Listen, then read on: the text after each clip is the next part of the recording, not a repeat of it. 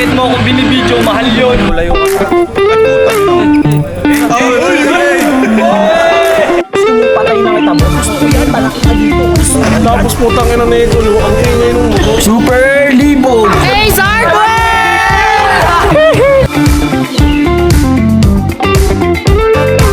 Shameless. Yo, what is up guys? Magandang gabi. Ngayon na nandito tayo sa studio ni Kuya Chris. Nandiyan kasama natin ang ating layas na friend. Photographer and videographer siya ngayon guys. Nag-take siya ng 60-second crash course. Tapos na marunong na siya, mas marunong pa siya sa ex niya. Yawan ka na naman. Always show. Ngayon ako kinukuha ng ganito, grabe. Parang ngayon ako nabigyan ng work na parang kailangan kong perfectin.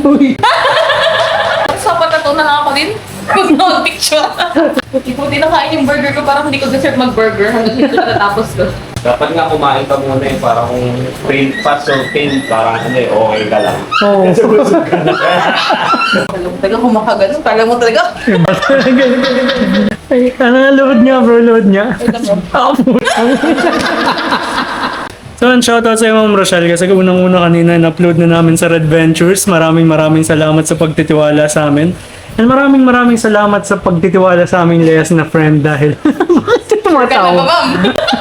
Pause na pause. Ngayon lang kita nakitang ganyan. Hindi pala yung feeling to. Kahit sa volleyball pre, hindi ka nagpapawis ng ganyan.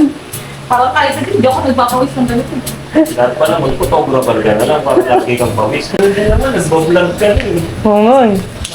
Puro katarantaduan nga lang. Pwede ka pa rin naman magtinarantag sa photographer eh. Gagawin mo pa ako. Yan ang stencil natin guys. Wow. Ay, nakakaharap ba ako? Okay lang daw pala eh. Buhalo ka beer dito ha. Buhalo ka talaga to eh. Date mo pa naman yan. Pwede pa naman mag-edit. Sobrang random niya. Turuan kita bro mag-shoot dun sa Fuji. Ha? Bakit? Ito, shoutout sa'yo pa. Yeah. Thanks pa. Bye. Shoutout dito Ben dun sa pabango nakarating niya sa akin. Hindi ko alam kung alam mo. Kuya, alam mo sa landscape portrait? Wow, may palansin. Sa video. Hindi pa kala. Sa video? Kahit ano, kahit portrait na sa video. Ano nga ang portrait sa'yo? Tangin na to, gusto ko na mag-iba ko eh. Gusto ko to.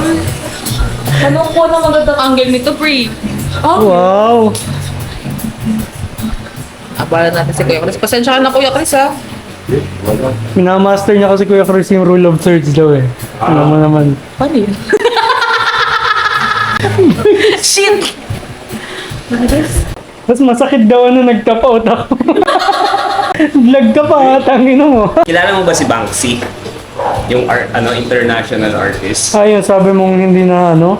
Hindi unknown siya na artist man.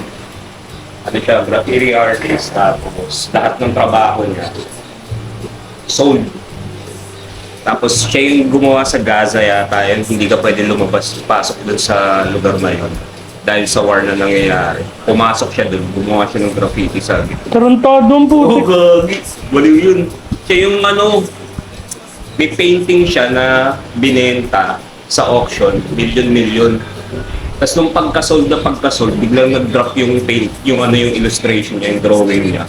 Biglang na-shredder halfway to habang nangyayari sa auction. Which is nag-triple yung price lalo Ay, dun sa no? incident na yun. Kasi hindi nila alam kung nandun ba si Banksy, paano nag-trigger yun, gano'n ba. Kung kunwari nakita yung father mo sa, tiga UK base kasi siya eh. Pag nakita niya yung father na Banksy yun, pinost, 5 minutes men, baklas yung father mo. Babayaran talaga yung father mo, gigibain nila yun, kukunin nila yun. Yung iba ninanakaw. So wala nakakilala kung sino si Banksy. Wala, di alam kung sino siya, ano itsura niya. Walang lupit. Lupit. Meron kasi siyang isang design. Trip na trip ko yun yung yung nasira. Yung batang babae na parang stencil lang. Tapos may hawak na logo. Parang ganito yun. Nice. So alam na natin yung semi-reference ng ating tattoo guys. Sakit lang ko bro. Go lang bro. Gagi to lang, sarap. Mamaya masakit na yan. Tapos, Huwag naman. Thank you, Ash. Bayat. Galing sa lobby. Saan mo galing na? Pa? Sa bahay lang. Sa bahay lang po. Ano kasi ako ngayon eh? Semi-vacant. Huwag ka, Chris. Grabe. Pang-artista ang schedule niyan. Oo nga, lagi ko nakikita sa Facebook. Sobrang in demand din, kuya. Okay nang in demand. Celebrity. Ano, tapos photographer. Lapit. Huwag ka kitang videohan, no? Ay, big picture, ano ka? Visit. Yung kang bobo ko maging photographer. Kalma ka lang, bro. Ba't nagpapanis na ako? Di mo ba nakikita nagpapanis na ako? Maganda dun eh. Maka-explore ka na ngayon. Gusto mong kape? Paano ka na? Hindi masakit na. Masarap siya actually.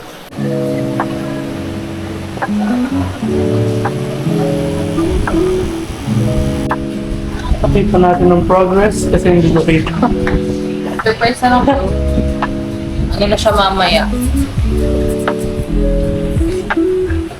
Ay, saan tumigil?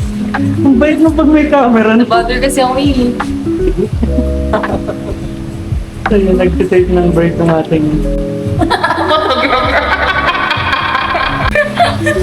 Wala ka pang ina-flat pero nagsasnack ka na agad.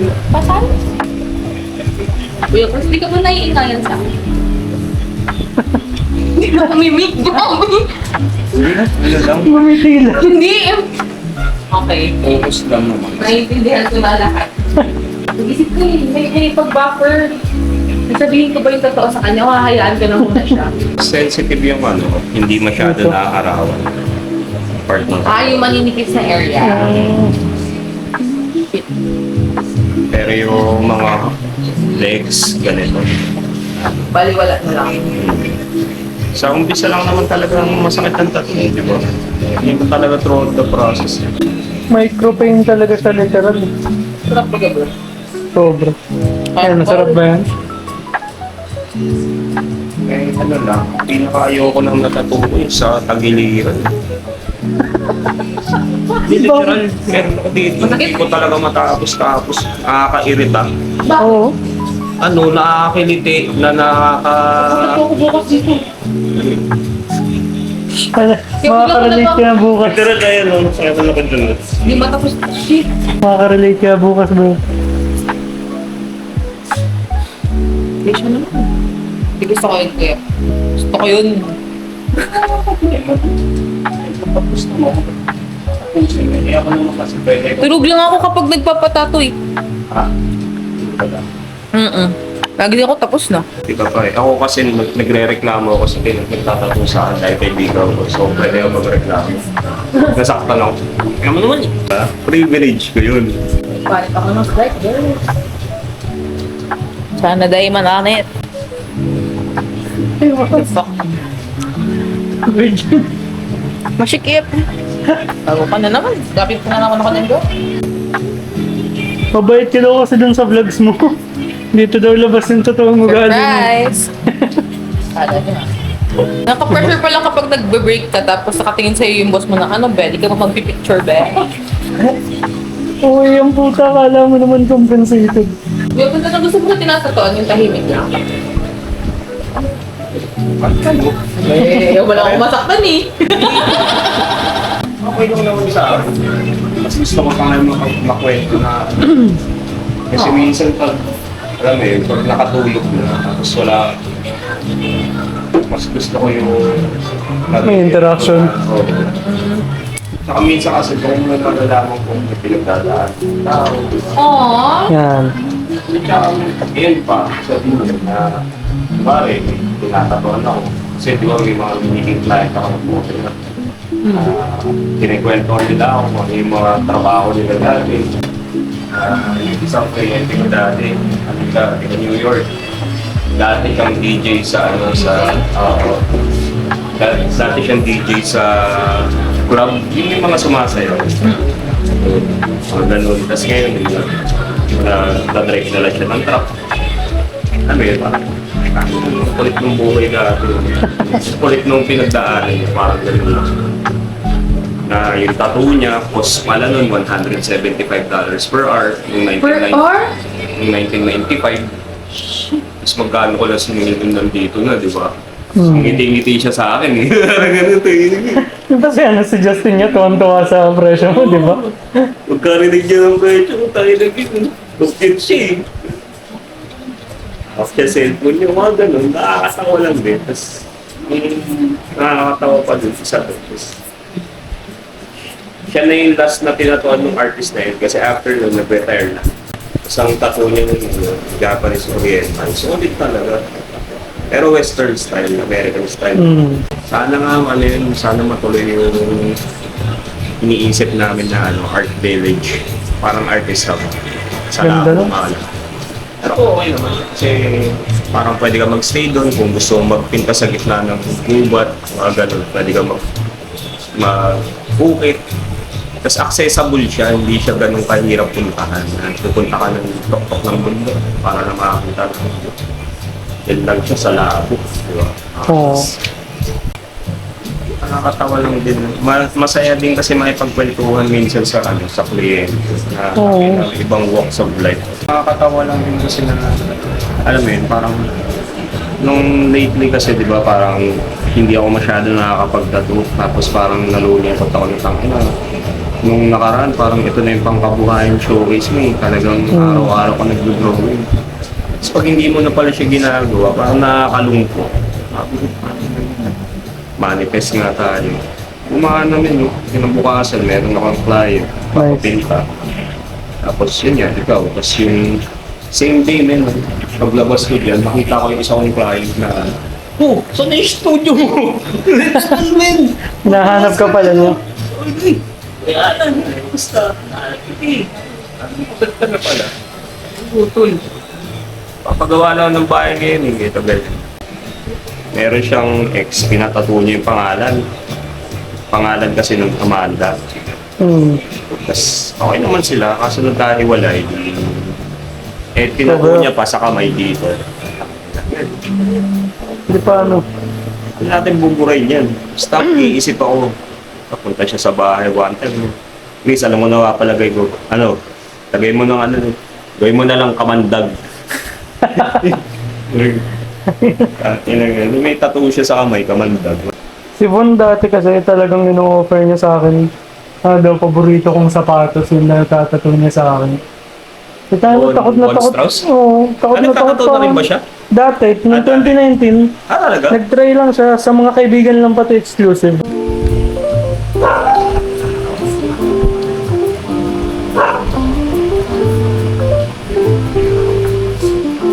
Nice one. Hindi siya makong pwede kapag malaki. Wow. Wow. Ganyan mo lang bro. Kung aalis ka na. Kahit kung aalis ka man, eh. Happy Pride Month. Ayos. Guys, may askanot na tayo. Natin napakalupit na artist. What's up? Purap. Ang ating layas na friend. Sugar Crush. Ang bait naman ng bunsong kapatid. Kung tapos ka magsabi ng garo katiti, sabi mo mabait ako. Bobo ka talaga eh. Ganito guys pag nakuha ang photographer. Ah. Ayaw gumana guys, pinapahiya niya ako. Kita mo yan? Wala kang makitang maganda. Visit ko. Nagabang ka ba? Asa sabi mo bro? Hindi ko rin alam eh.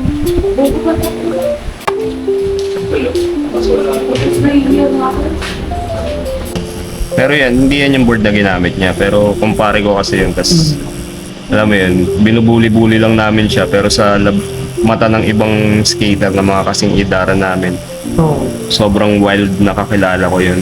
Yo guys, this is Nigo. And yung patuloy sa Pia-Press ng ink sa aking balat. Sa aking bilat. Sa akin bilat. Grabe na ang progress guys. Yabang-yabang ko na naman. Ako na naman ang pinakamayabang sa tropahan. Well, lagi naman. Pero dumating ito. Siya na ang pinakamayabang. Siyempre. Bukod sa akin kaya Chris, yun ang pinakamalikot mo naging client. Hindi ko maalala. Pag sa nagpapatag, sino yung pinakamadadal mo? Hindi siya nagtagis. Sugar crush pa ako nagtagis. Wish? Wish. Naalala ko lang yung design ni, ni Justin. Oo. Di ba sa inner thigh na bigil siya dun eh. Okay. Parang okay na sa akin na wala na yung linyang bilog. Di ba yung hanggang sa loob yun yung... Oo. Parang okay niya yung kuya. Tap-out ka lang bro eh. Huwag ka nang Kunwari ka pa eh. wala tayong sabihin kay Kuya Chris eh. Ganda na daw eh. Parang okay na daw yung design. Okay. Anong oras yun kaya Chris? Siguro may valuable nun. Scripted na ano. Sinabi pa naman na scripted. Siyempre. Dito Eh, scripted utos ng main videographer. Siyempre susundan di ba kuya Chris? Ano, baka magalit ka pa eh. Mas malito yung angle no? Shit. Ready. On my cue. Wow!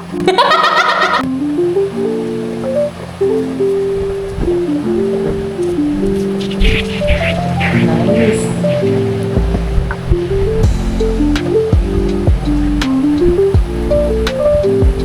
Angas tol. Meet mo naman to no? Check mo kaya Chris. Napakatapos mo. Eh, ganda. Gusto.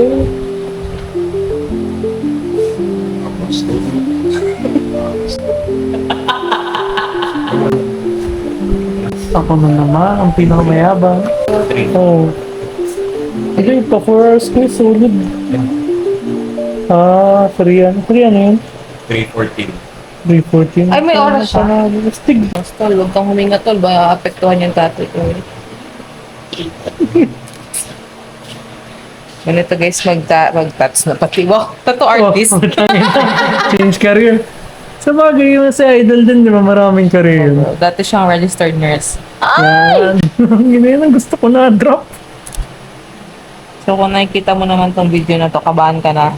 Charot! Pero huwag kayo mag-expect na maayos din to guys. Oo daw tol. Di man na ako nagtanggi si Kuya Chris. Angas tol. Parang mas maganda nga siya ng pag sinisipat mo kaysa yung ano, sa picture. Para sa akin. Iba yung ano niya pag totoong mata mo na yung gamit mo. Wow. Totoong mata. May fake naman. Grabe talaga. Iba talaga pag mga artist na bro. Kayo Oo yung bro, meron akong third eye for the art. Third eye ang puta. Sabi ka na, manim drop pati ako shit. Uy. Uy. Na lang, mapigilan, nabakura. Ay, hirap yung ano, videographer.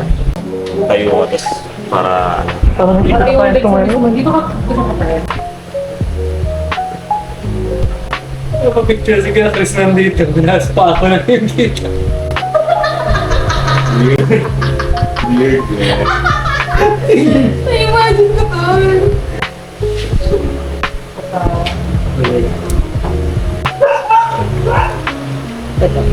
So kung mag-hurt kayo, dahil na.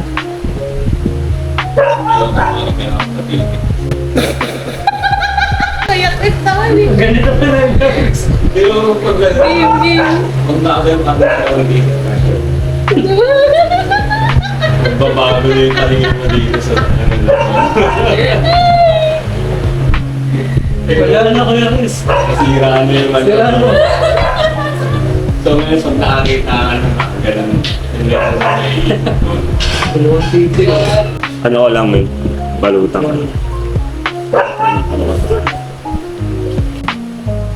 Kasi nagkasarap itong nalilibigan. So yun guys, nakita nyo naman. Minalutan na tayo ni Kuya Chris. Siyempre aftercare at kailangan nating ingatan dahil open wound yan. And then, solid ng ating artist. Talagang alaga. And syempre kung may ibang solid dito, ang ating photographer, videographer. Napakalupit. Like and follow. Jaika Photography. Alam mo, Picture ko na ganito ka. pitik ni Ash. Pitik ni Ash, what the fuck? Iba ka pa na, mabash tayo na ginagawa ko. Uy, Saan ka na lagay bro? Higpitan na tayo. Yes. So yun, maraming salamat Kuya Chris. CM Tattoo Hive, follow nyo guys. Maraming salamat Ash. Pitik ni Ash. Let's go. Abangan. And launching na ang kanyang photography page guys. Napakalupit. So kung nakarating ka hanggang sa part na to ng vlog, bakit? Bakit? Pero yun nga, thank you so much. Maraming salamat sa lahat ng nandito ngayon. And shoutout kay Ate Jill na tulog na kahit ang ingay namin. Good night. Good night Ate Jill. So yun, bye-bye!